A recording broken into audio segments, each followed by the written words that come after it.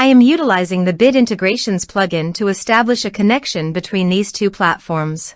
Let's go to Bid Integration Dashboard. Create integrations. Now select Amelia as a trigger. Copy the webhook URL and fetch. Go to Amelia Dashboard. And go to the setting. View Integrations setting. Webhook. Add new webhook. Give here a meaningful name.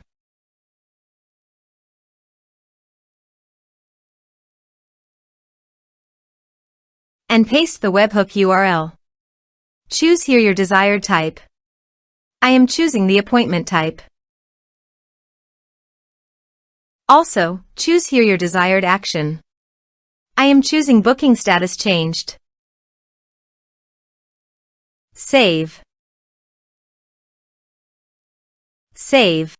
To fetch data, go to Appointment and change the status of the appointment from approved to pending. Go to the Integrations dashboard. Data fetched successfully. Set action. Now here search and select Sendy.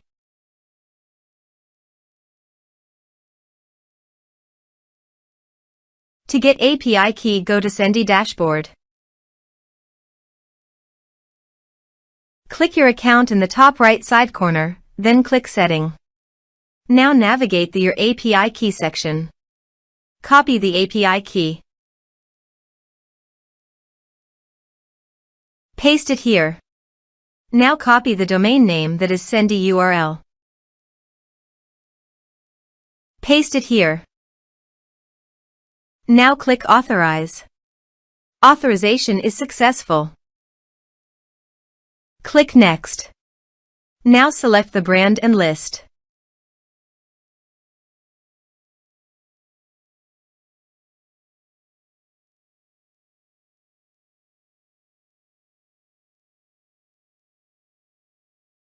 Now map the field. Here is the conditional logic. You can use it if you want. If the condition matches, then the data you will send to Sendy.